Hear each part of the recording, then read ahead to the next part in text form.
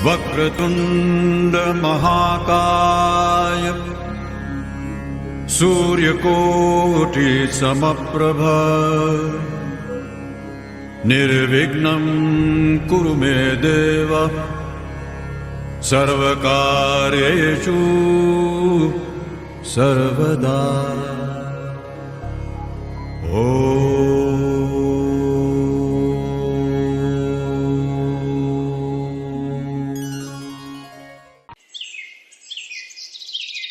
एक बार गणेश जी ने पृथ्वी के मनुष्यों की परीक्षा लेने का विचार किया और वो मां पार्वती के पास गए और बोले, माता, मैं पृथ्वी पर भ्रमण करने जाना चाहता हूं और पृथ्वी वासियों की परीक्षा लेना चाहता हूं। ठीक है पुत्र गणेश, जैसा तुम उचित समझो। पृथ्वी भ्रमण के लिए मैं एक बालक का रूप ले लेता हूं।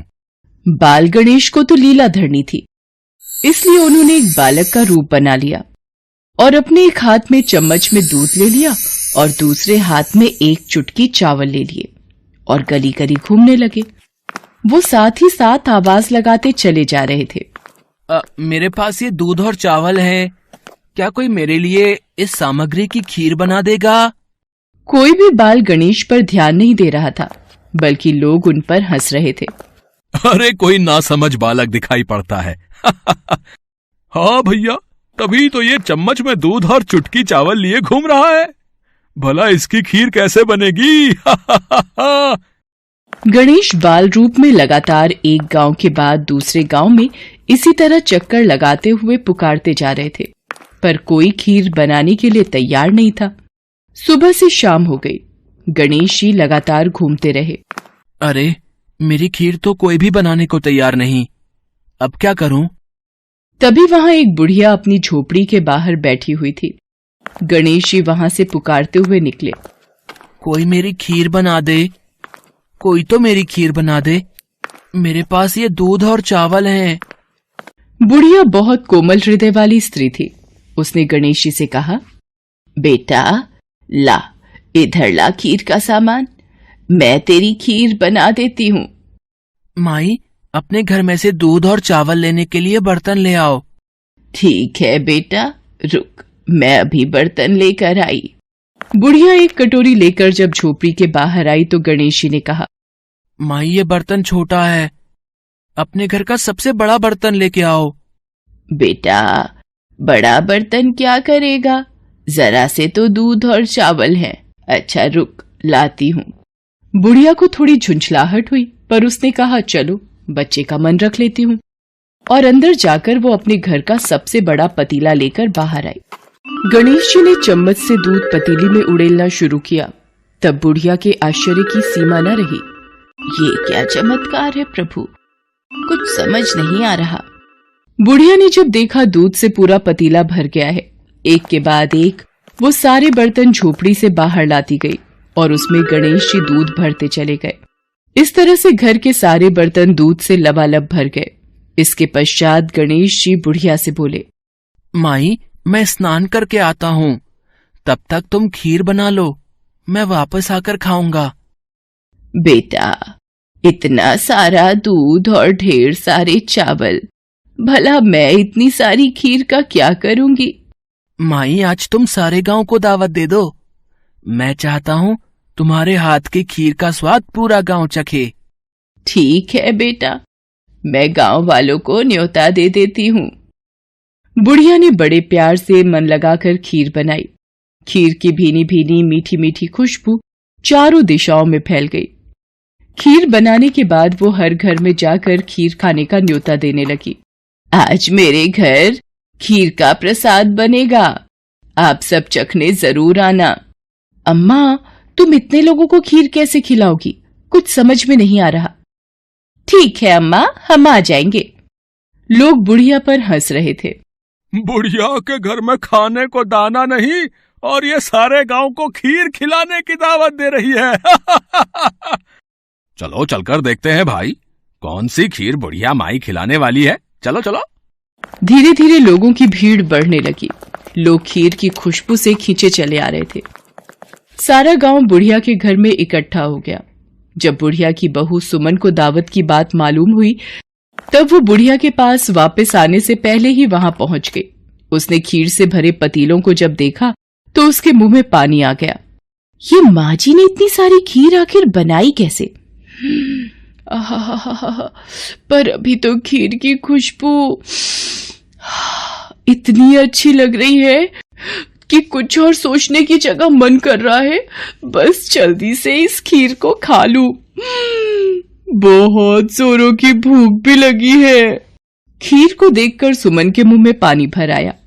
एक कटोरी में खीर निकालकर वो दरवाजे के पीछे बैठकर खाने की तैयारी करने लगी। इसी बीच खीर कटोरी में डालते हुए कुछ बूंदें नीचे गिर गई और गणपति जी को भोग लग गया। वो प्रसन्न हो गए। अब पूरे गांव को खाने की दावत देकर बुढ़िया वापस अपने घर आई तो उसने देखा, अरे बेटा तू आ गया स्नान करके, खीर तैयार है। चल बेटा मैं तुझे गरम गरम खीर परोस देती हूँ। माई भोग तो लग चुका है, तुम्हारी बहू ने मुझे खीर का भोग दे दिया। मेरा पेट पूरी तरह से भर गया है, मैं तृप्त हूँ। अब तू खा, अपने परिवार और सारे गांव वालों को खीर खिला। पर बेटा ये तो बहुत ज्यादा खीर है, सबका पेट भर जाएगा, इसके बाद भी ये बच जाएगी। उस बची खीर का मैं क्या करूंगी? माई जो भी बची खीर होगी उसे रात में अपने घर के चारों कोनों में रख देना। मेरे कहने पर तुमने इतने प्रेम से खीर बनाई, तुम्हें गणेश की चमत्कारी खीर बनाने का मीठा फल अवश्य प्राप्त होगा। ये कहकर मानो वो बालक न जाने कहाँ गायब हो गया। इतनी देर में गांव वाले भी आ गए। बुढ़िया ने भगवान गणेश का ध्यान करके सब गांव वालों को खीर का प्रसाद बांटा। जब सारा गांव जी भर कर खीर खा चुका तब भी ढेर सारी खीर बच गई। ये खीर बच गई, इसे चारों कोनों में रख देती हूँ। अगली सुबह बुढ़िया जब सोकर उठी, हे गणेश, हे गजानन, गणपति महाराज, ये मैं क्या देख रही हूँ? पतीलों में खीर के स्थान पर हीरे जवाहरात और मोती भर गए हैं। विघ्नहर्ता गणेश जी उस बालक के रूप में स्वयं आप ही आए थे। आप तो मेरे जीवन के वारे न्यारे कर गए प्रभु। बुढ़िया को दयालुता का फल मिल गया। उसकी सारी दरिद्रता दूर हो गई और वो आराम से रहने लगी। बुढ़िया ने गणपति जी का एक भव्य मंदिर बनवाया और साथ में एक बड़ा सा तालाब भी खुदवाया। इस तरह उसका नाम दूर दूर तक प्रसिद्ध हो गया। उस जगह वार्षिक मेले लगने लगे। लोग गणेश जी की कृपा प्राप्त करने के लिए उस स्थान पर पूजा करने और मान्यताएं मानने के लिए आने लगे। भगवान गणेश को विघ्नहर्ता और सुखकर्ता कहा गया है। वो अपने भक्तों के जीवन की सारी कठिनाइयों को दूर करके सुख, शांति, समृद्धि और वैभव प्रदान करते हैं।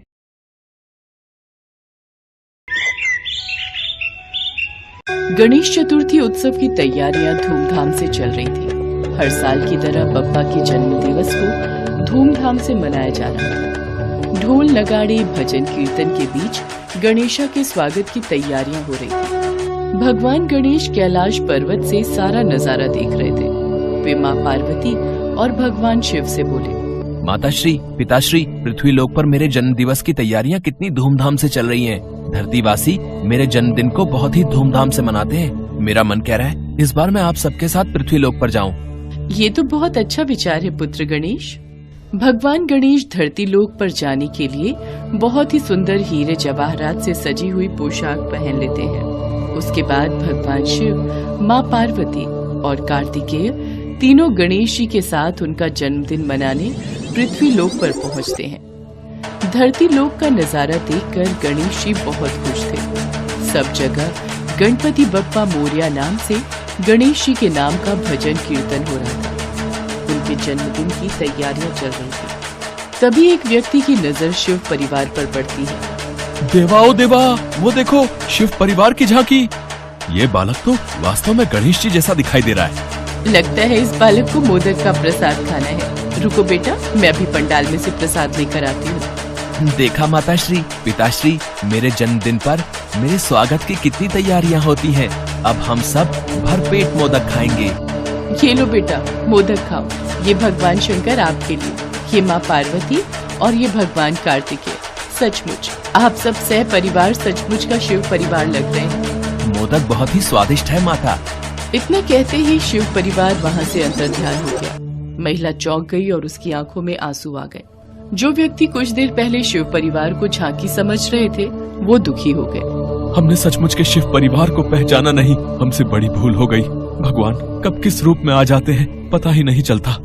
तुमने सही कहा भाई, भगवान आए और चले गए, हमने उन्हें पहचाना ही नहीं। चलो अंदर पंडाल में चलकर भगवान गणेश की पूजा अर्चना करते हैं और उनसे क्षमा याचना करते हैं। भगवान गणेश अपने माता पिता और भाई के साथ अपने जन्मदिन की तैयारियां देखते हुए आगे बढ़ रहे थे। तभी उनकी नजर एक टूटी फूटी झोपड़ी पर जाती है जिसमें बहुत अंधेरा और सन्नाटा था।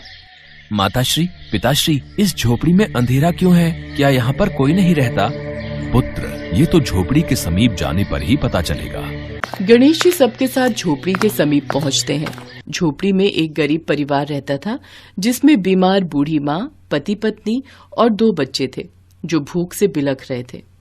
झोपड़ी में एक कोने पर छोटी सी भगवान गणेश की मूर्ति रखी थी जिसके सामने एक दीपक जल रहा था और पत्नी गणेश भगवान से प्रार्थना कर रही थी।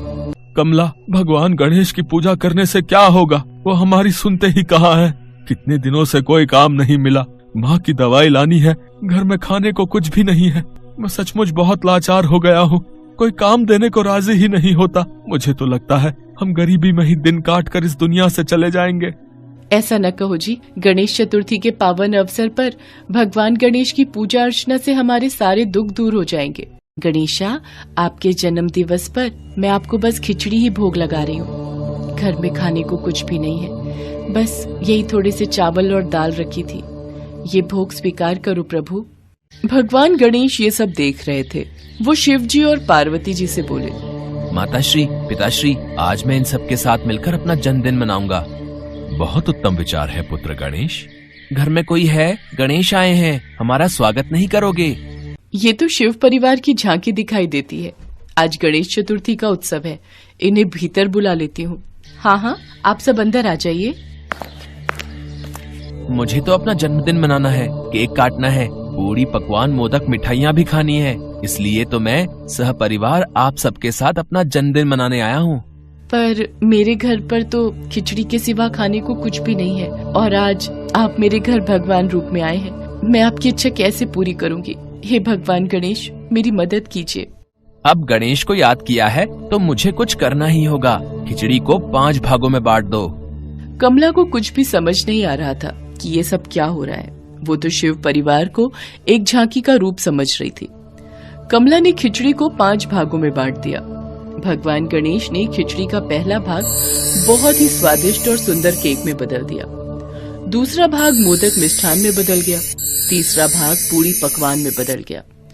चौथा भाग सुंदर वस्त्रों में बदल गया और 5वां भाग हीरे, जवाहरात, मोती और आभूषणों में बदल गया। कमला और उसका परिवार ये सब चमत्कार देखकर दंग रह गया। सबने भगवान को अपने समक्ष देखकर हाथ जोड़ लिए। साक्षात शिव परिवार के दर्शन पाकर मेरा और मेरे परिवार का जीवन सफल हो गया प्रभु। हाँ माँ, तुमने सच्चे हृदय से मुझे याद किया था और जो कोई भी गणेश चतुर्थी के शुभ अवसर पर सच्चे हृदय से मुझे याद करता है तो उस पर मेरी कृपा सदैव बनी रहती है। इतना कहते ही भगवान गणेश अपने माता पिता और कार्तिकेय के साथ अंतर्ध्यान हो गए। कमला के घर में गणेश के चरण पड़े तो उसके घर में सुख समृद्धि का वास हो गया। उसकी सास की बीमारी दूर हो गई। कमला ने रहने के लिए बड़ा घर भी बनवा लिया। अब उसके पास गणेश जी की कृपा से सब कुछ था। कहते हैं सच्चे हृदय से भगवान को याद करो तो वो दर्शन देने जरूर आते हैं। बस जरूरत होती है मन में विश्वास का दीपक जलाने की।